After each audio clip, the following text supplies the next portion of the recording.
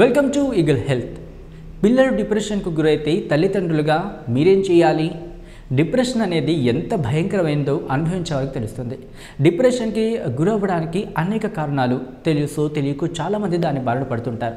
ఈ భయంకర స్థితి పెద్దలని కాదు, చిన్నపిల్లలను కూడా బాధిస్తుంది. సాధారణంగా డిప్రెషన్ బారిన పడిన పిల్లలు తమ ఉత్సాహాన్ని, శక్తిని కోల్పోతారు. చిన్న చిన్న విషయాలకి ఎక్కువ కోపపడడం లేదా బాధపడడం చేస్తుంటారు. ఇలా ఎక్కువ ఇంట్లోనే చేస్తుంటారు, కానీ బయట స్కూల్లో కానీ లేదా కాలేజీలో వారి భావాలను అణుచుకుంటారు.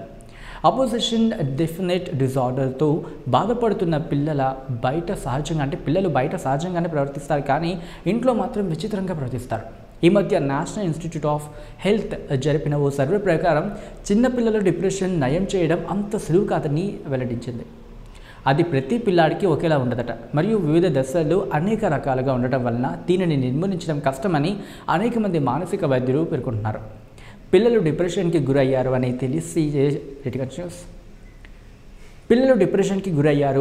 తెలియజేసే లక్షణాలు, డిప్రెషన్ అనేది వాటి లక్షణాలను బట్టి డిఫరెంట్గా ఉంటూ ఉంటాయి. వాటిలో ముఖ్యమైనది ఏంటో మనం తెలుసుకుందాం. మేజర్ డిప్రెషన్ డిజార్డర్ అంటే తీవ్రమైన డిప్రెషన్ అని అర్థం. దీని లక్షణాలు పిల్లలను దేని మీద ఏకాగ్రత లేకుండా చేస్తాయి. దీనితో బాధపడేవారు సరిగ్గా చదవరు, తినరు, కనీసం నిద్ర కూడా హాయిగా పోరు. ఇది పూర్తిగా నయం అవ్వకపోతే తరచూ వచ్చి పిల్లలను బాధిస్తూ ఉంటుంది. రెండవది రాస్నిక్ డిజార్డర్.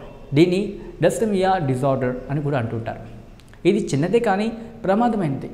దీని లక్షణాలు ఎలా ఉంటాయంటే చాలా ఎక్కువ రోజులు, అంటే సుమారు 2 సంవత్సరాలు లేదా అంతకంటే ఎక్కువ రోజులు ఉంటాయి.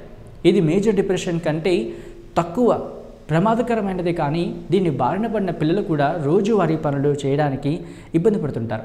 ఈ డిప్రెషన్ ఒక మనిషి జీవితంలో ఒక్కసారి కంటే ఎక్కువసార్లు వచ్చే ప్రమాదం ఉంటుంది. ఇక నెక్స్ట్ వచ్చేసి మైనర్ డిప్రెషన్. ఇది కూడా మనం ఇప్పుడు చెప్పిన 2 డిప్రెషన్ లాంటిదే, కానీ లక్షణాలు కొంచెం తక్కువ ప్రమాదకరమైనగా ఉంటాయి. దీని ముఖ్య లక్షణం ముక్కు మీద కోపం ఉంటుంది. ఈ డిప్రెషన్ని సరైన సమయంలో చికిత్స చేయకపోతే మేజర్ డిప్రెషన్గా మారే ప్రమాదం ఉంది. మొత్తంగా డిప్రెషన్ తీవ్రతను బట్టి మానసిక వైద్యులు థెరపీని సిఫారసు చేస్తారు.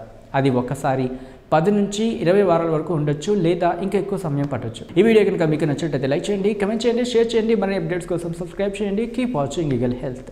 Like and subscribe Eagle Health and Beauty.